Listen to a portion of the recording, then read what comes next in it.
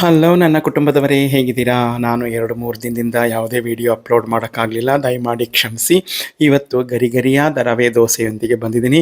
ಮಾಡೋ ವಿಧಾನ ಸಂಪೂರ್ಣವಾಗಿ ತೋರಿಸಿದ್ದೀನಿ. ವಿಡಿಯೋನ ಎಲ್ಲ ಸ್ಕಿಪ್ ಮಾಡದೆ ನೋಡಿ, ಲೈಕ್ ಮಾಡಿ, ಶೇರ್ ಮಾಡಿ, ನನ್ನ ಚಾನಲ್ ಸಬ್ಸ್ಕ್ರೈಬ್ ಮಾಡಿಕೊಂಡು ಪಕ್ಕದಲ್ಲಿ ಇರ್ತಕ್ಕಂಥ ಬೆಲ್ ಬಟನ್ನ ಪ್ರೆಸ್ ಮಾಡಿ. ನಿಮ್ಮ ಸಪೋರ್ಟ್ ಕೂಡ ನನಗೆ ಸಿಗುತ್ತೆ. ನಾನು ಹಾಕೋ ವಿಡಿಯೋ ನೋಟಿಫಿಕೇಷನ್ಗಳು ಕೂಡ ಮೊದಲೇ ನಿಮಗೆ ತಲುಪಿ ನೀವು ಸಹ ವಿಡಿಯೋಗಳನ್ನ ಹೆಚ್ಚಾಗಿ ನೋಡಿ ಪ್ರೋತ್ಸಾಹ ಕೊಡ್ಬೋದು ಅಂತ ಹೇಳ್ತಾ ಇವತ್ತಿನ ಕಾರ್ಯಕ್ರಮವನ್ನು ನಾನು ಪ್ರಾರಂಭ ಮಾಡ್ತಾ ಇದ್ದೀನಿ. ಬನ್ನಿ ರವೆಯ ದೋಸೆ ಮಾಡೋ ವಿಧಾನವನ್ನು ನೋಡೋಣ. ಬೆಳಿಗ್ಗೆ ಎದ್ದು ಇನ್ಸ್ಟೆಂಟಾಗಿ ದಿಢೀರಾಗಿ ನಾವು ತಿಂಡಿಗಳನ್ನ ಮಾಡ್ಕೋಬೇಕು ಅಂದರೆ ರವೆ ಇಡ್ಲಿ, ರವೆ ದೋಸೆ, ಜೋಳದ ರವೆ ಹಿಟ್ಟಿನ ರವೆ ದೋಸೆ, ರಾಗಿ ಹಿಟ್ಟಿನ ರವೆ ದೋಸೆ, ಮೈದಾ ಹಿಟ್ಟಿನ ರವೆ ದೋಸೆ, ಅಕ್ಕಿ ಹಿಟ್ಟಿನ ರವೆ ದೋಸೆ, ಹೀಗೆ ನಾನಾ ವಿಧಾನಗಳಲ್ಲಿ ನಾವು ರವೆ ದೋಸೆಯನ್ನು ಮಾಡ್ಕೋಬೋದು. ಇವತ್ತು ನಾನು ಯಾವ ವಿಧಾನದಲ್ಲಿ ನಾನು ಮಾಡ್ತಾಯಿದ್ದೀನಿ ಅನ್ನೋದನ್ನು ನಿಮಗೆ ಶೇರ್ ಮಾಡ್ತಾ ಹೋಗ್ತೀನಿ. ವಿಡಿಯೋನ ಎಲ್ಲೂ ಸ್ಕಿಪ್ ಮಾಡದೆ ಸಂಪೂರ್ಣವಾಗಿ ನೋಡಿ. ಸ್ನೇಹಿತರೆ, ನಾನು ಇಲ್ಲಿ ಪ್ರತಿ ಬಾರಿ ನಿಮಗೆ ಗ್ಲಾಸನ್ನು ತೋರಿಸ್ತೀನಿ. ಆ ಗ್ಲಾಸ್ನ ಅಳತೆಯಲ್ಲಿ ನಾನಿಲ್ಲಿ ತೊಗೊಂಡಿರೋದು ನೋಡಿ. ಈ ಗ್ಲಾಸಿನ ಅಳತೆಯಲ್ಲಿ 1.5 ಗ್ಲಾಸಷ್ಟು ಅಕ್ಕಿ ಹಿಟ್ಟು ತೊಗೊಂಡಿದ್ದೀನಿ, 1.5 ಗ್ಲಾಸಷ್ಟು ಚಿರೋಟಿ ರವೆಯನ್ನು ತೊಗೊಂಡಿದ್ದೀನಿ. ನಿಮ್ಮ ಹತ್ರ ಉಪ್ಪಿಟ್ಟು ರವೆ ಇದ್ದರೆ ಮಿಕ್ಸಿಯಲ್ಲಿ ಮಾಡಿ ತೊಗೊಳ್ಳಿ. ಇಲ್ಲಿ 3/4 ಗ್ಲಾಸು ಗೋಧಿ ಹಿಟ್ಟನ್ನು ತೊಗೊಂಡಿದ್ದೀನಿ. ಆರೋಗ್ಯದ ಹಿತದೃಷ್ಟಿಯಿಂದ ಮೈದಾ ಬಳಸ್ತಾ ಇಲ್ಲ. 1 ಸ್ಪೂನ್ ಸೋಂಪು, 1 ಸ್ಪೂನ್ ಜೀರಿಗೆ, ಸ್ವಲ್ಪ ಕ್ಯಾರೆಟನ್ನು ತುರಿದು ಹಾಕ್ಕೊಂಡಿದ್ದೀನಿ, ಕರಿಬೇವಿನ ಸೊಪ್ಪು ಹೆಚ್ಚು ಹಾಕ್ಕೊಂಡಿದ್ದೀನಿ, ಈರುಳ್ಳಿ ಸ್ವಲ್ಪ ಹೆಚ್ಚು ಹಾಕ್ಕೊಂಡಿದ್ದೀನಿ.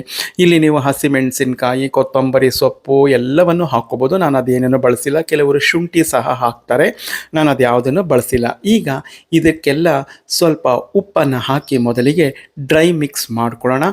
ನಂತರ ಸ್ವಲ್ಪನೇ ನೀರು ಹಾಕಿ ಗಂಟಿಲ್ಲದೆ ಇದ್ದಂಗೆ ರವೆ ದೋಸೆಯ ಹದಕ್ಕೆ ಸಂಪಣ ರೆಡಿ ಮಾಡ್ಕೊಂಬರ್ತೀನಿ. ಸ್ನೇಹಿತರೆ ನೋಡಿ, ಈ ಹದಕ್ಕೆ ನಾನು ಮಾಡ್ಕೊಂಡಿದ್ದೀನಿ. ಈ ಹದದಲ್ಲಿ ನಿಮಗಿದ್ರೆ ಸಾಕು, ರವೆ ದೋಸೆ ಗರಿಗರಿಯಾಗಿ ಚೆನ್ನಾಗಿ ಬರುತ್ತೆ. ಇದೇನು ಸಂಪಣ ನೆನಿಬೇಕು ಅನ್ನೋದೇನಿಲ್ಲ, ತಕ್ಷಣ ನಾವು ದೋಸೆ ಮಾಡ್ಕೋಬೋದು.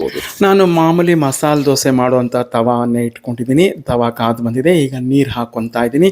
ನೀರು ಹಾಕಿ ಅದನ್ನು ಒರೆಸ್ಕೊಂಡು ಸಂಪಣವನ್ನು ಬಿಡ್ತೀನಿ. ಇದರಲ್ಲೇ ತುಂಬ ಚೆನ್ನಾಗಿ ನಿಮಗೆ ಹೋಟೆಲ್ನಲ್ಲಿ ಬರುತ್ತಲ್ಲ ಆ ಶೈಲಿಯಲ್ಲಿ ರವೆ ದೋಸೆ ಬರುತ್ತೆ ನೋಡಿ. ಈಗ ರವೆ ದೋಸೆಯ ಸಂಪಣವನ್ನು ತಿರುವಿ ನಾವು ಬಿಟ್ಕೋಬೇಕು. ಯಾಕಂದರೆ ರವೆ ಹಿಟ್ಟುಗಳೆಲ್ಲ ಕೆಳಗಡೆ ಹೋಗಿ ಕೂತ್ಕೊಂಡ್ಬಿಡುತ್ತೆ.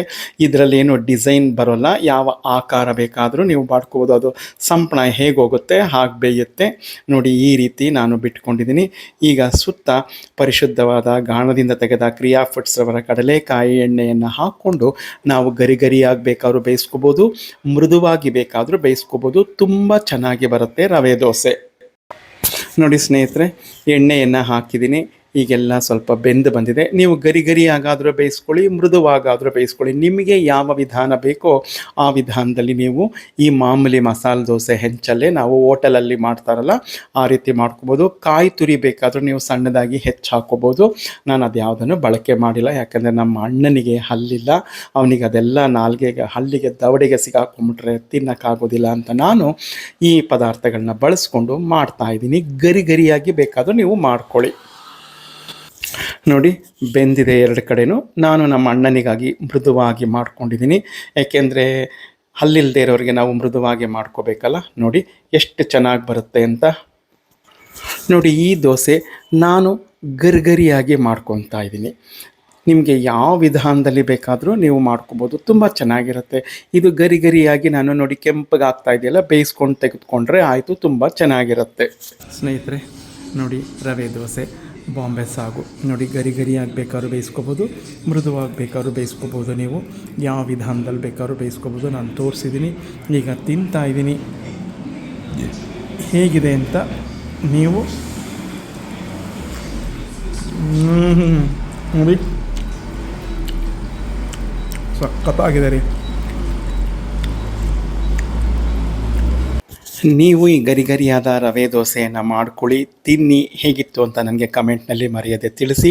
ನಿಮ್ಮ ಪ್ರೋತ್ಸಾಹ ನನಗೆ ಹೀಗೆ ಸದಾ ಸಿಗಲಿ. ಮತ್ತೆ ನಾಳೆ ಮತ್ತೊಂದು ಇಂಟರೆಸ್ಟಿಂಗ್ ವಿಡಿಯೋ ಒಂದಿಗೆ ಬರ್ತೀನಿ. ಎಲ್ಲರಿಗೂ ನಮಸ್ಕಾರಗಳು. ಜೈ ಗಣೇಶ.